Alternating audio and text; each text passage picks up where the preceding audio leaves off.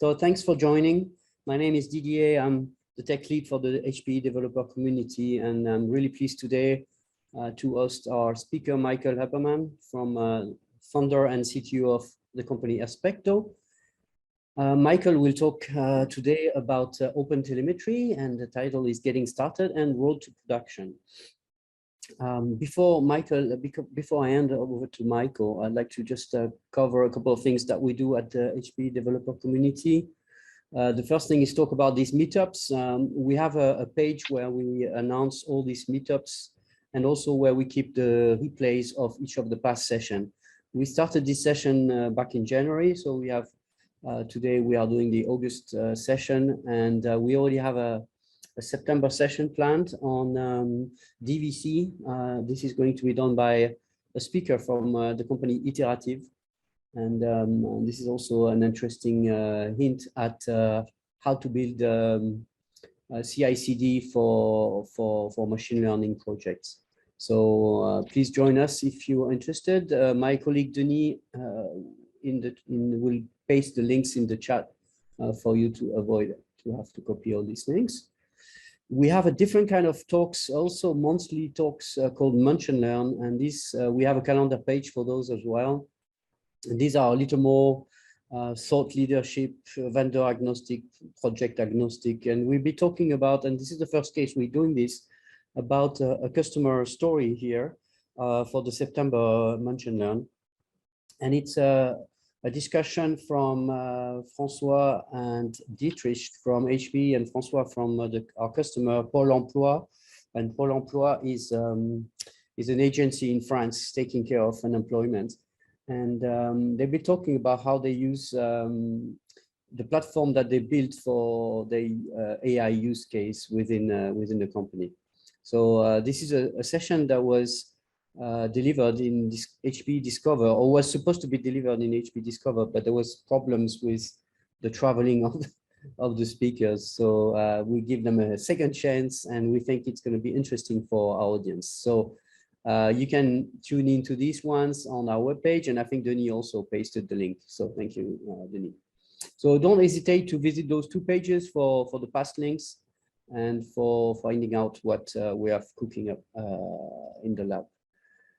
Another thing that you might be interested as attendees of the developer meetups is the workshops on demand. Take a look at hackchack.hpdev.io/workshops, and these are Jupyter Notebook-based workshop that we built together with some experts in certain domain. These are available 24/7. They are free, and they are available on the internet, so available to everyone for everyone to try. We have about 28 workshops right now in the catalog. 14 of these are open source topics. Give it a try. If you do, provide feedback. If you like the experience, which topics you'd like to see covered. Maybe you could even help covering one particular topic. So take a look at that. Other things that you could do to join a community, because of course the community works only by the members. So you can join and invite others to join our talks. Don't hesitate to invite anyone. The links that we provide you are open to anyone. So you can forward that to friends, colleagues, kids, students, anything you really think of that might be interested for them. You can join our monthly newsletter, and there's a sign up URL here. We only send one mail to that newsletter distribution list per month, and we advertise some of the blogs that we release during the months, the events, the Munch and Learn and meetup. So it's a great way to not miss anything from the community. You can also join our Slack. We have a dedicated Slack for our customers and our partners and our internal folks to ask questions on the different technologies that we provide for developers. We have a Twitter account, if this is more something that you'll be using on a regular basis. We are looking for blog contributors. So if you think you're a subject matter expert for a particular technology, don't hesitate. We use GitHub and Markdown, so it's pretty much technologies that most developer would be very familiar with. And there's a dedicated page for contributing a blog. And if you are already a subject matter expert like Michael, you could also contribute a meetup, and we'd be glad to have you on the calendar for that, or help us build the workshop on demand again, if this is a little bit more heavier engagement, but we'll be happy to have you join those workshops on demand as well. So if you're looking for all these links in one place, I know Denis has copied most of the links there, but this QR code is another way. You can save that on your telephone, and this is the link to our web portal. And with that, I would like to hand it over to Michael for the real content of the session. Thank you very much. It's all yours, Michael. Hello, everybody. My name is Michael. I'm the co-founder and CTO at Aspecto. And today we're going to talk about OpenTelemetry. And we're going to start from the basic of how to get started and start to build our way up to production. So just a quick word about myself and how I ended up doing OpenTelemetry and speaking about it. So I have quite some time experience with distributed application and microservices, and that led me to the need to have distributed tracing. If you don't know what it is, we will talk about it in a second. And in the past 2 years, I did mostly stuff around OpenTelemetry, and Aspecto, of course, the company I founded, is very much invested in OpenTelemetry. So that's about me, and let's try to figure out what we are going to do today. So our goal first is to understand how OpenTelemetry can help me. When do I need it? Why do I need it? And try to figure out what it can do for me. And after that we figure out why we need it, we're going to a bit talk about how it works, how the basic deployment works, the different component of OpenTelemetry. Unlike most open source projects, OpenTelemetry have different components to it that we need to understand. And eventually we start to figure out more advanced topics like sampling, like managing the cost and why cost is a concern at this issue, and eventually speak about production. So when we're talking about OpenTelemetry, we're talking about monitoring our application and managing incidents. And when we're talking about production incidents, probably the most important thing is to fix it fast, right? You know that you have some issue in production, now you need to fix it, and the time factor is critical.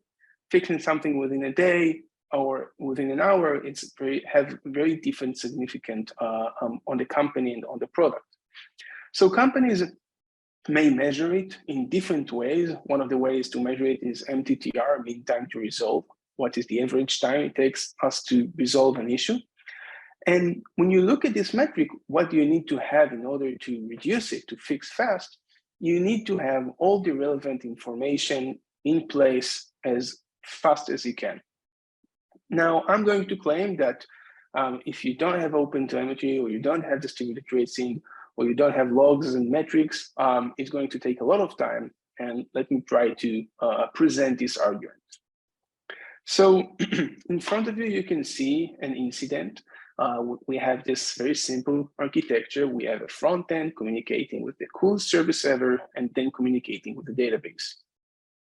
Talking about traditional incidents, they usually start with an alert or a customer complaint, but let's focus about alerts. And you will usually see two types of alerts.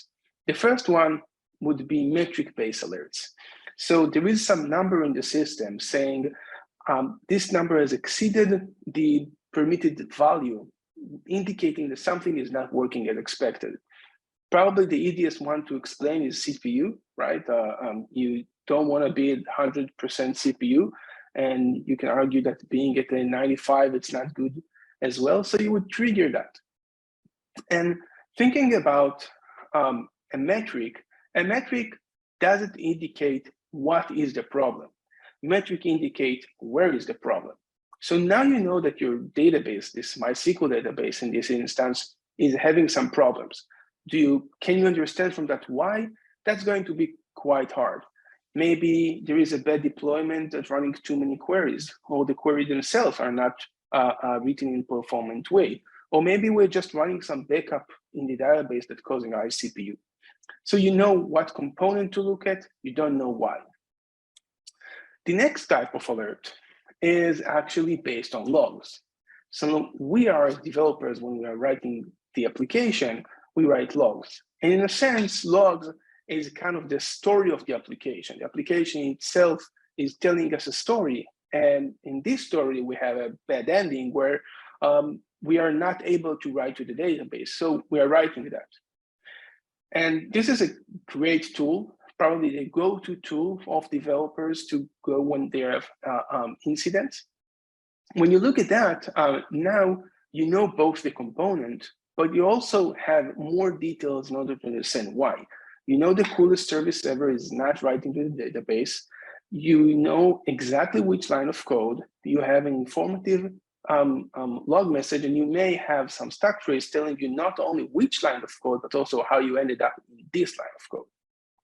So that would be the two types of telemetry data, the two types of data that we're using in order to monitor our system and get alerts based on them. And if you look at that and you look at logs, logs is telling you the story of each individual process separately. And there is a very good correlation between the logs and the code execution, which makes it easy to read the code and read the log. And you have the metrics, which is more of kind of a high level thing that is telling you whether the system is healthy or behaving as it should. Now, this has been out there for many, many, many years.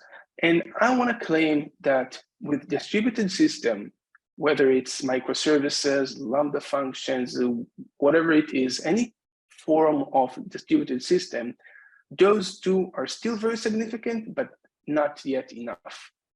So let me show how an incident looks in distributed systems. Yes, distributed systems still have incidents, but they look usually a bit different. So you still have the coolest service ever, and you still have a database. That's the same.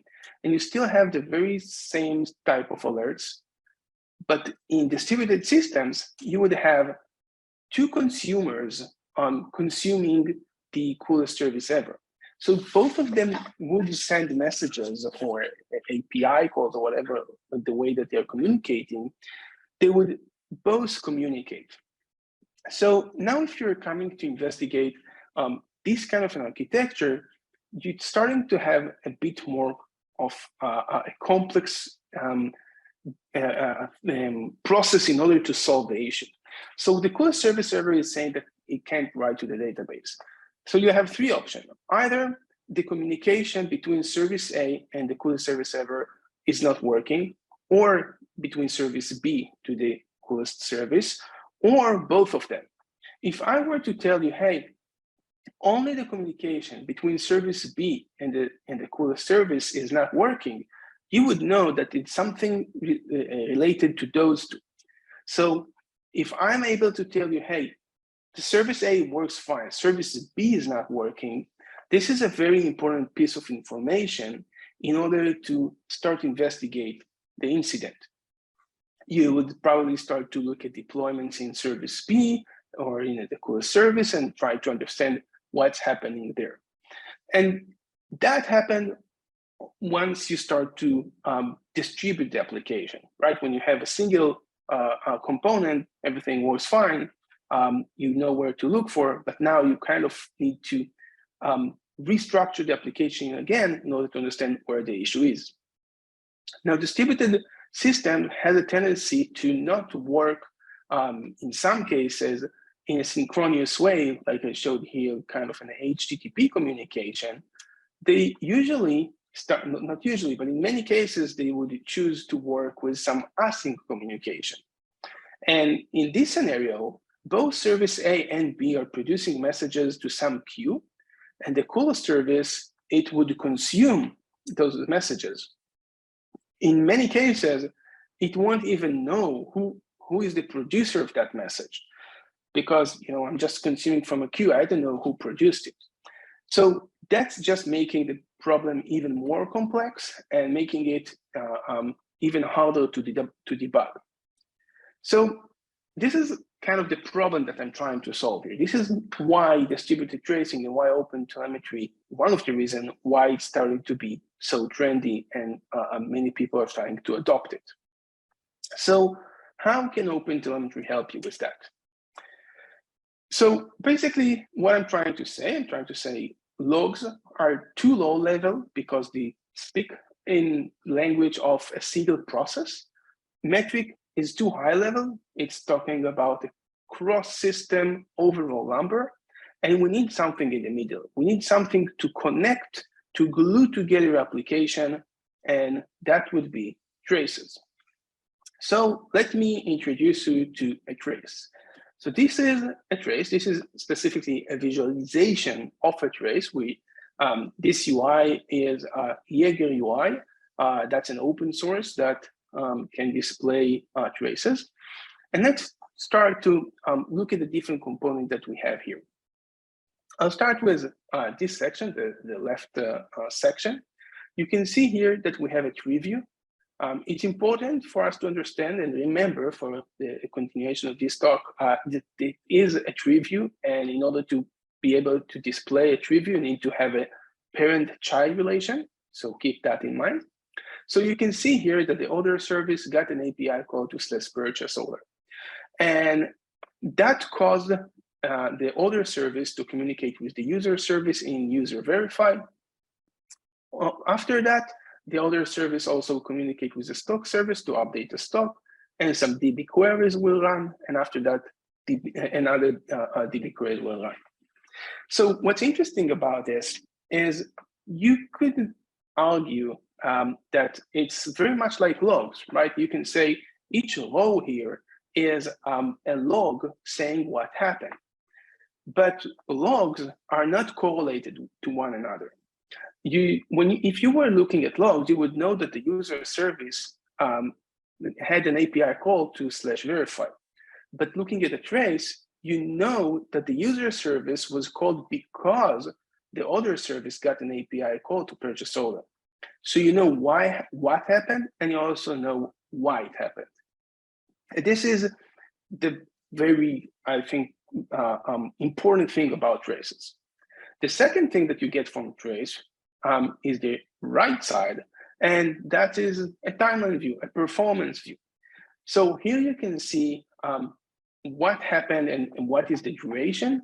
So this API call took 67 milliseconds. So you know how much time it took, but you also know whether things happen in parallel or in sequence. So only once the user service had respond, only then the order service communicating with the stock service. So this is very helpful in terms of understanding the performance bottlenecks, because you will just see a spanning on a long time, and also to try and have a performance analysis to see where I can improve things. Each row is not referred to an event, it's referred to as a span. Because event occurs at a particular time, but span spans over time. So it started here and had a specific duration. So that's why it referred to as a span. Okay, so I'm claiming that in order to monitor and have a very good MTTR in the distributed system, you need 3 different telemetry types. You need to have the logs, the metrics, and the traces.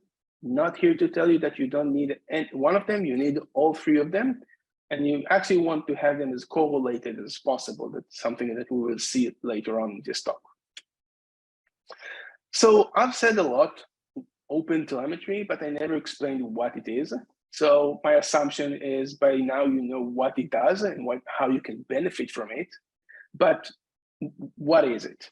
So first of all, it's an open source project. Everybody can use it. And it's an open source project by CNCF. CNCF is the Cloud Native Computing Foundation.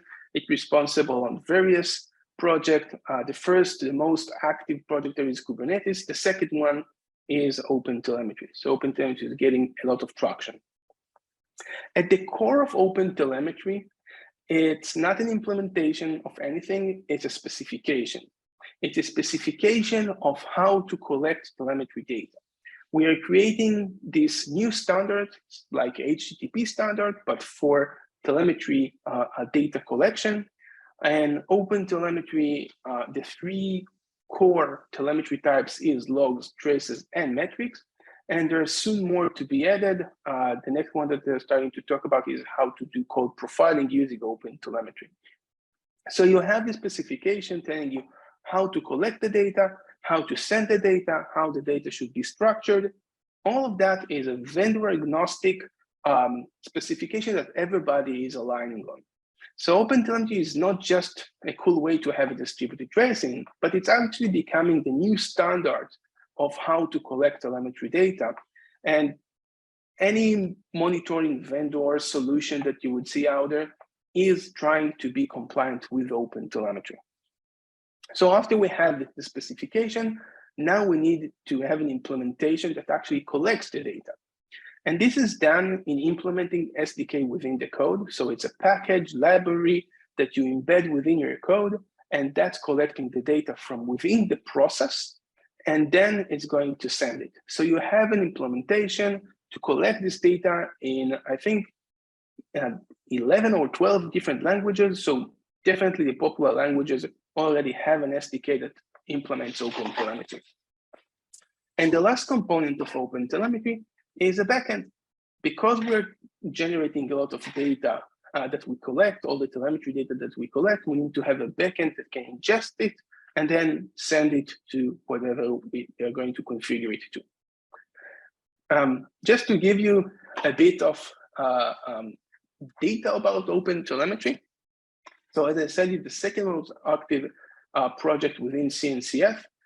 This is all the different projects that you have in CNCF, including Prometheus and FluentD, and OpenTelemetry is in the top second to Kubernetes. And just to give you a sense of not how many people are active there, but actually how much download, how much people consumed it. So this is the OpenTelemetry specification. As I said, the core thing that drives OpenTelemetry, and this is the stars in GitHub. So you can see the growth that it's having. It's growing, and that's a great news for the OpenTelemetry community. Okay, so now that you know kind of what is OpenTelemetry, what it can do for you, now we need to speak about how it works. So initially, I want to start with kind of describing you the OpenTelemetry stack. So the very first layer of this stack is the services that you already developed. So you probably already running some services. So you have service B, C, and whatnot. And the very first thing that you need to do is to implement the OpenTelemetry SDK, the OpenTelemetry distribution. Again, that is the package that you embed within your code. That is going to send the data to the OpenTelemetry backend, which is called the OpenTelemetry collector, as it collects data. The OpenTelemetry collector can ingest the data, manipulate it, do whatever it needs to do, and then send it to some databases. If you're going to the open source route, we saw earlier Jaeger in order to present traces, or Prometheus for metrics, or you could use a vendor. But there is some magic here that we need to understand, right? We said that we have this tree view that we're able to draw for a specific API call, how it was propagated through all different services. And this magic is done in the OpenTelemetry SDK. And I want to dive a bit into that. I want to be able, for us to be able to understand how it works, because nobody likes to take an SDK, put in their code, and it does some magic, and they don't understand how it works. So here we have, again, a very complex diagram. We have the service A, the service B, and a database. We already implemented OpenTelemetry in both service A and service B. And we do have an OpenTelemetry collector that ingests the data. Now, the way that it works is that when service A is communicating with service B, and that's the application nature of it, let's say HTTP call, that's the most common one. So service A is going to report, hey, I sent an API call to a service. Service B is going to report, hey, I got an API. But I want to know that those two events are correlated to one another. So what we will do is we'll actually inject some context into the message that's being sent from service A to service B. And in that message, what we will do, so first the service A would report, hey, I sent an API call to service B. The trace ID is number one, some generated ID. And the span ID is 55, again, some generated ID.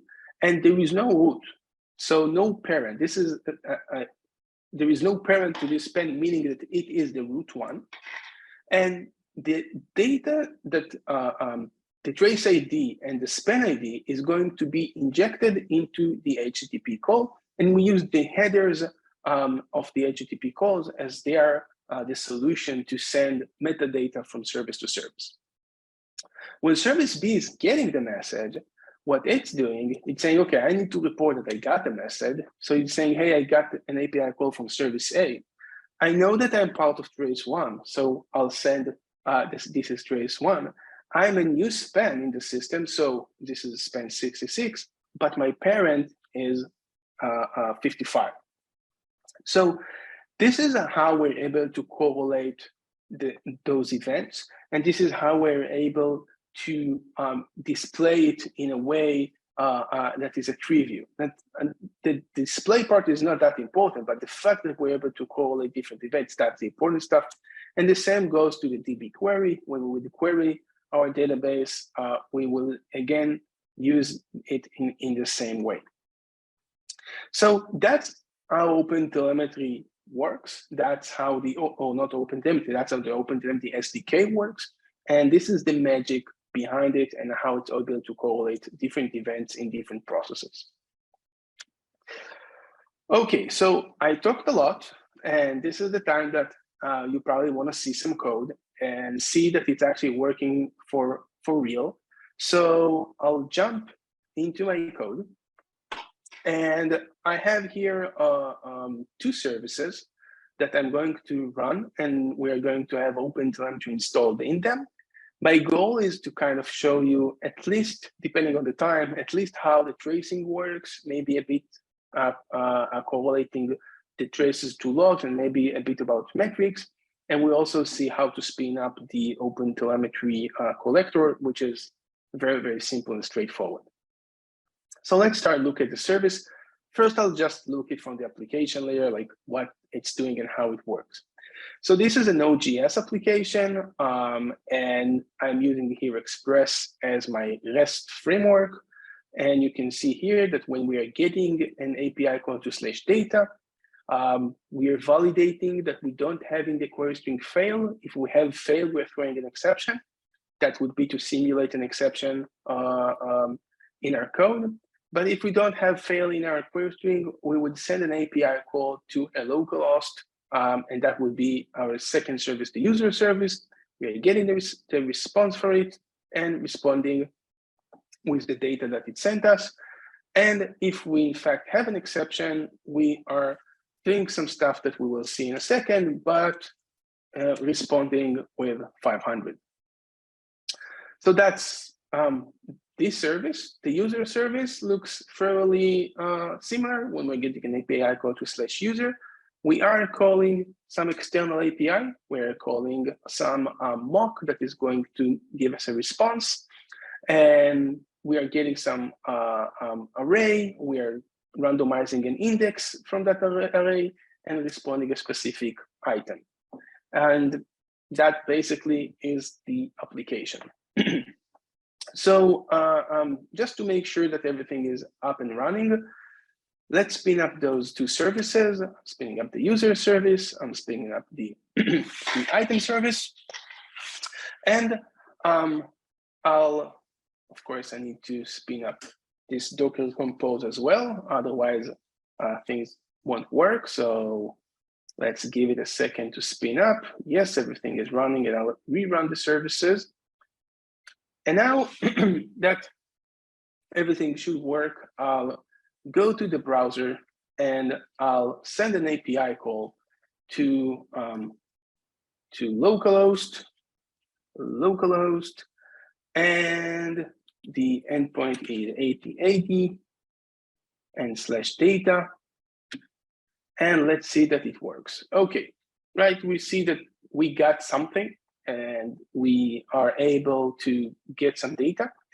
And in the background, what I did, I ran Jaeger UI locally. A bit of too much of a zoom here. And you can see here that we have the item service and with the user service. And if I'll search for the traces of the item service, you can see here that we have a trace that has 6 spans. 3 of them are item service, 3 of them are the user service. And we can see here all the interaction as we saw in the code. We have the call to /data, and we have the call to /user, and we have the call to the external API that we used. So it's not only working in presentation, it's actually working in demos as well. And now let's see what it means to actually implement OpenTelemetry in this project.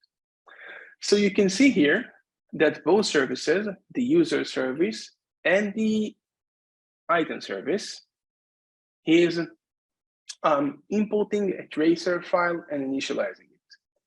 If you look here at the tracer file, that's the OpenTelemetry initialization. This is what you need to do in order to have OpenTelemetry. So you just import into your system, into your code base, those lines of code with a bit different configuration if you have to, and you just initialize it and it works. Let's start from this area. I'll skip for a second the part of the meter provider and start with the tracing provider. So the tracer provider, that's what provides us with, with generating traces. So we are saying the name of the service. This is something that we don't have to do actually. And once we have the name of the service, we need to say, okay, if you collected traces, where you are going to send them to, and we are going to export them into a collector, and we are running it locally. So we are exporting to the traces to this address. Then what we are doing is we're saying which instrumentation we should activate. So instrumentation, that's what looking at your code and kind of attaching to the code that you are running. And based on that, it's able to create spans. So we are actually instrumenting the Express, that's again the REST framework. We're instrumenting the HTTP, that's the HTTP model. If we'll have time, we'll look at what we did here with Redis. Those are the libraries, those are the libraries that we will instrument. OpenTelemetry has, I think, like 30 different instrumentation. I handpicked the ones that that I wanted for us to see. You could just tell OpenTelemetry, hey, load all the different instrumentation. That works great. But this is all the implementation that we needed to do. I did not have to go into each API call and then have some wrappers, have some dedicated code in order to see the traces. So this worked out of the box. No code changes had to be done, just this one. So that's to get like the very, very basic of OpenTelemetry. And with that, you're getting traces, and that's it. So now we want to step it up a bit. We want to, I have my traces, and I want to, let's say, see what happens when I'm having an error. So if you remember in our code, I said that if we have a query string of fail, we are going to send an exception. So let's make that happen. You can see that we have an internal error here. And I'll go to Jaeger UI and search in the item service. And you can see here that in fact, we have some error. So you can see I get an API call. We don't have any call to the user service because that's what happened in real life. And here you can see all the different data that resulted. And here you have the exception itself, including the stack trace. So automatically we got the exception and we got the stack trace itself. Now you may say, Michael, that's very cool, that's awesome, but when I have alerts, I go to my logs, right? That's the first thing that we did previously, before OpenTelemetry, before distributed tracing. That's not going to change over time. I want to be able to jump from my logs directly to a trace. So if I'm imagining the best way to reduce my MTTR, I'm looking at my logs in Elk or whatever solution that I have, and I want to have the trace ID, so I will be able to get the trace ID, throw it here, and search for it.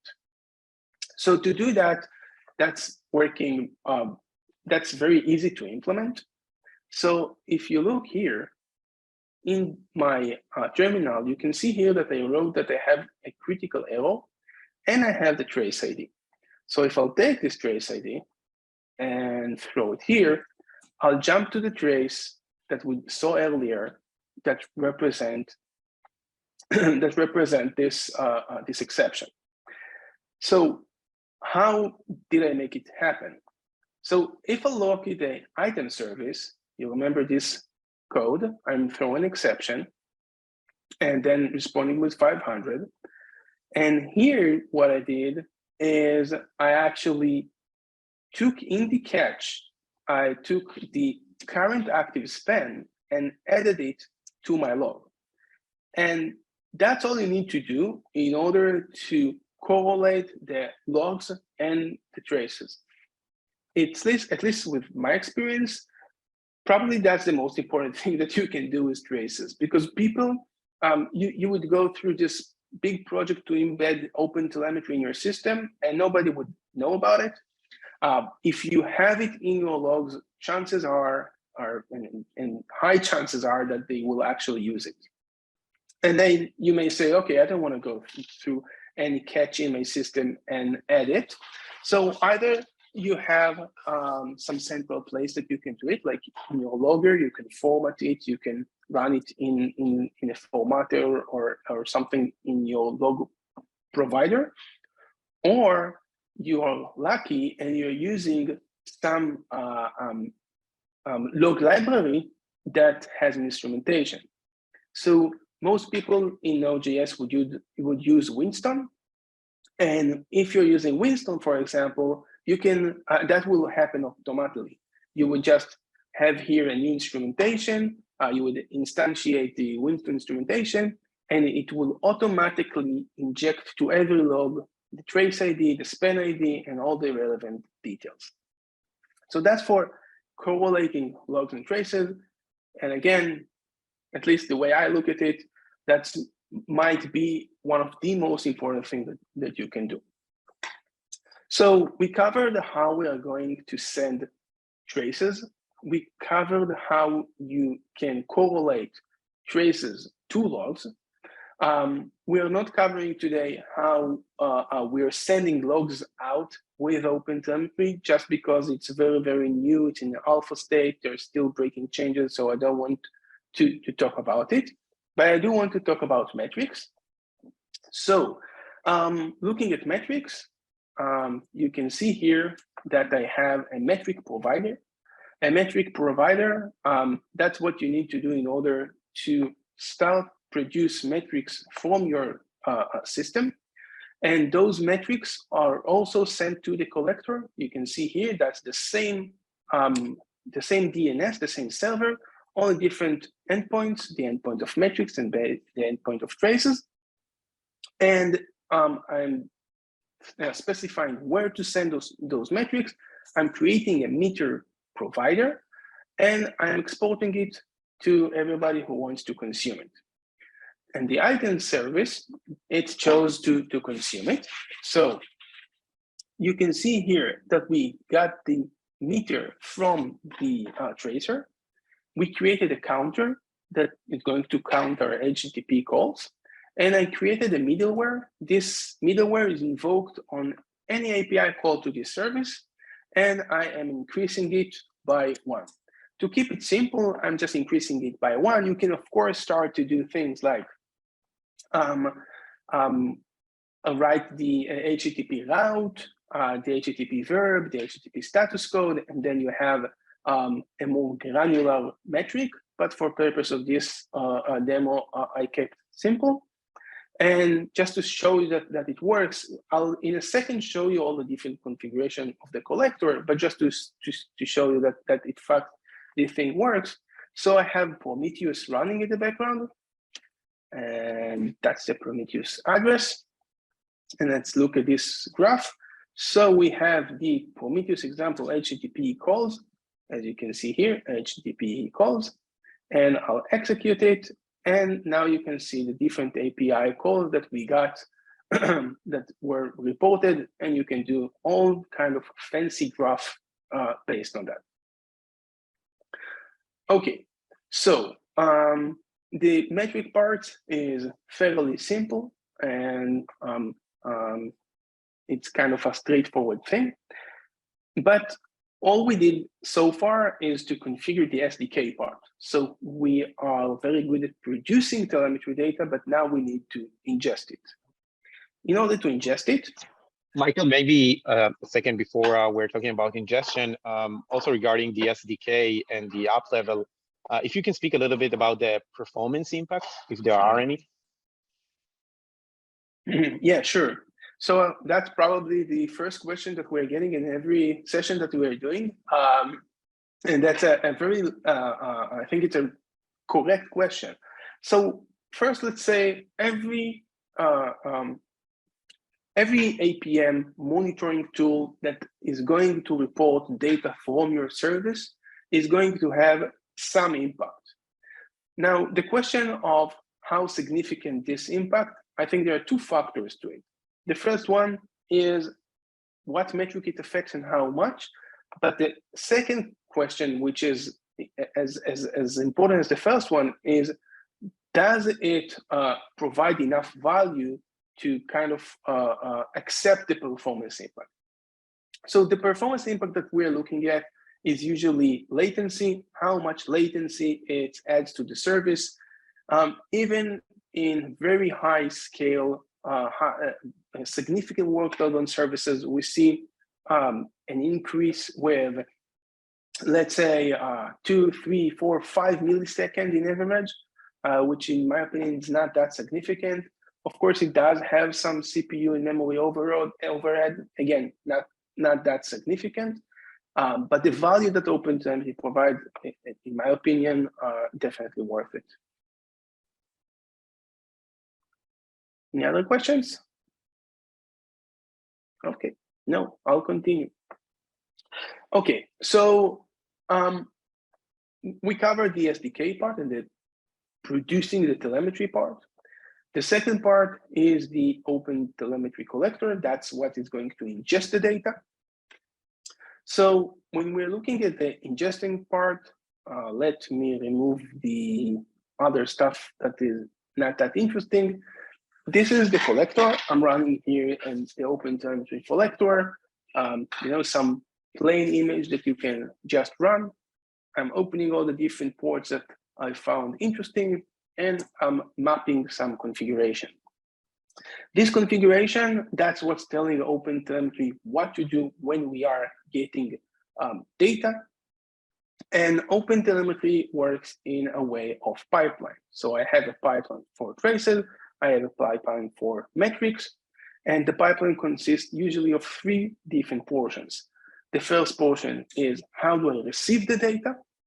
The last portion is where do I export the data? And in the middle are processors that allow me to alter the data and do all kind of batching and whatnot with this data. You can see that the traces and metrics is fairly simple, so fairly similar. I'm getting it in OTLP, that's the OpenTelemetry protocol. So that's the standard way to receive OpenTelemetry data. I am in both cases writing whatever that I got into my logs, just to make it easier to make things more visual. I wouldn't do that in production, that's for demo purposes. For traces, I'm exporting it to Jaeger. For metrics, I am exporting it to Prometheus. Okay, so if I'm not going to go into processors because I think it's not that interesting in our case. The OpenTelemetry protocol can ingest data in HTTP and gRPC. So I'm exposing those two options. In terms of Jaeger, so I'm running Jaeger as part of this Docker Compose, and I'm communicating in an insecure way. Again, this is a demo, so I didn't want to go into SSL stuff, but in production, you probably want to provide an SSL. So I'm exporting the data to Jaeger with Prometheus.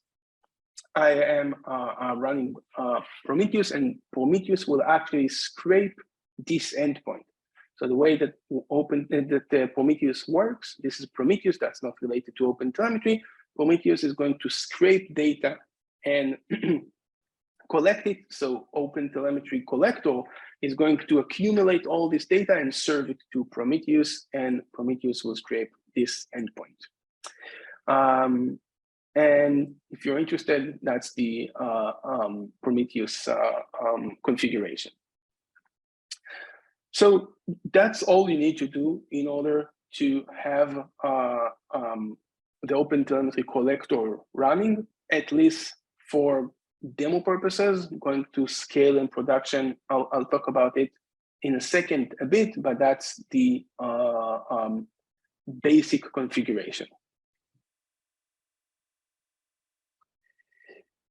Okay, I am moving on. Okay, so let's talk a bit about production. And when I'm going to speak about production, I'm going to speak on three different aspects, all relate to the same thing, that in dev environment, everything works, it's cheap, it's easy. In production, that's where stuff starts to break, that's where you're starting to get tons of traffic, and you need to start to think on three things. The first one is the cost of OpenTelemetry.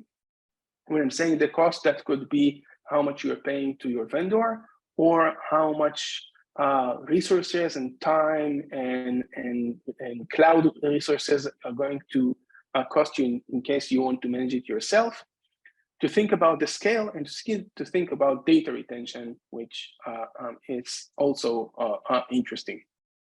I'll go into cost with more details in a second. Let's start with data retention. That's kind of the easiest thing. So I'm assuming that if you're working with logs, you have some data retention, like, I don't know, 2 weeks, a month, something of that sort. If you look at your metrics, you probably have more than that. You have like 3 months, 6 months, a year. The reason that you have different data retention is because logs cost more than metrics. Just the way that they are stored, and the way that, like, this is a free text and this is a time series based on numbers, that's just costs more. Traces cost the most, and that's why you usually meet some limit to the data retention. You would see a shorter data retention. So when you go to production, ask yourself, how long do I want to preserve my traces, just to make sure that you're not creating this huge database that doesn't both have a performance issue and is very expensive. About the scale, so when you're talking about the OpenTelemetry collector, you're talking about a system that is ingesting all the different telemetry data being sent into a single place. This place, you need to make sure that it can keep on working under the load of your production environment. The OpenTelemetry collector has this kind of suggestion of how many traces, how many spans you're going to ingest in a minute, and what resources you're going to provision, and then give you this how many containers you need to run. The tricky part is you usually don't know how many spans you're going to produce. And I would argue that in most cases, you would underestimate how many spans you're going to produce, because the way OpenTelemetry works, because you're working with auto instrumentations, auto instrumentation produce the traces and the spans for you. it's providing a great value, right? We are just putting the SDK and starting to create traces, no code changes required. That's amazing. But because they're automatic, they could be very, very verbose, and you can control them as you can control logs, for instance. So the way that I would go about it is to kind of calculate how many API calls do I have. Usually you can get that from your metrics, from your cloud provider, from your load balancer. How much async messaging do I have? You usually get that from your messaging solution. How much database queries do I have? Try to kind of look at 24 hours of all of that, and that would give you a sense, the ballpark of how much spend you are going to have. Again, you need to probably at least double that. If you think about all the different spends that are generated, that's the kind of the ballpark. So be prepared for high scale and determine data retention. And then let's talk a bit about cost. So talking about, as I said, traces, they are auto-instrumented. You don't control the rate, you don't control the verbosity, you don't control the severity of the spend. So that's an automatic. So OpenTelemetry came up with the concept of let's sample the data. So when you're doing the sampling, basically what you're saying is, if I'll sample just 10% out of my application, I would have to pay 10% out of the cost, right? But you are also kind of losing the value of tracing in some sense, because you are getting a lot of data lost that you may find it interesting. When you're doing 10% or any other percentage, 10%, of course, it's just the example. When you're doing 10%, you're actually going to sample the 10% that are the most common one, but not particularly the most interesting one. So you kind of have two options to have sampling. The very simple one and somewhat naive is to do head sampling. Head sampling refers to making the sampling decision in the SDK. When the SDK is creating a span, it can determine whether it should be sampled or not. So I'm creating a span according to some probability, like 10%. I'll just figure out if I want to sample it or not. And that would result in reducing the amount of data that I'm collecting. The problem with that is you can make the decision for the first span in the trace when it's created. The reason is, when I created the first span and I decided not to sample it, I need to propagate this decision to the downstream services so they could respect this decision as well. That means that you can determine based on the first span in the trace, which is just limited. Sometimes it's great. Like if you don't want to sample health check, for instance, that's great. Head sampling is perfect for that. But if you want to say, I want to have 100% sampling on traces with errors, you can't do it with head sampling because the error may not be in the first span. It may be an internal span. So this is where tail sampling comes into play. This is where we are saying, okay, all the different SDK are sending to the collector. Let the collector accumulate the traces from spans into traces, and look at the entire trace, observe the different traces, and take a decision based on that. And then you can do more advanced things, like I want to have like 1% out of my traffic, 100% of all the different errors, and 50% of all the different API calls that their latency is above 2 seconds. So tail sampling is more advanced and provide you with more ability to sample the right thing that you're looking for from one hand. From the other hand, tail sampling is way more complex to set up.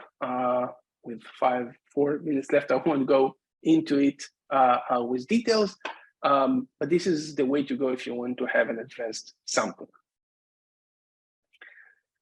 To kind of summarize it and maybe give you a bit of a path to actually getting started. So I would start to experiment with OpenTelemetry with few services in your local test environment, play with it a bit, make sure that you understand what value it's going to provide you, and it's going to kind of help you with making sure that you understand how to configure it. Now that you know that a bit, you need to make sure that you kind of taking a decision. Do you want to manage it yourself, or do you want to go with a vendor? If you chose to go with a vendor, as an OpenTelemetry vendor, I'm saying be vendor agnostic. Try to use the components that you own, and make sure that if you want to change between vendors, you can do that. That's part of the power of OpenTelemetry.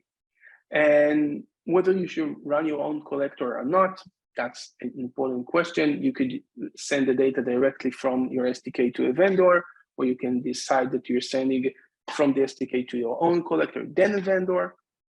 That's a discussion to be had. And lastly, work with sampling that is going to significantly improve the cost and the overhead of OpenTelemetry. Just before I'll take time for questions, I do want to talk about one thing. So we created an OpenTelemetry bootcamp. The OpenTelemetry bootcamp is a free of charge, vendor agnostic, 6-hour course where we start from the very basic of OpenTelemetry and go to more advanced stuff. Actually, the first episode is very similar to what I did here, but then you have 5 more that are more advanced. That's it. I hope it was interesting. Thank you very much. Thanks, Michael. That was definitely very interesting, and I recommend this bootcamp that you guys built. It's really a great work. Thank you very much, and talk to you next month, folks. Thank you. Thank you.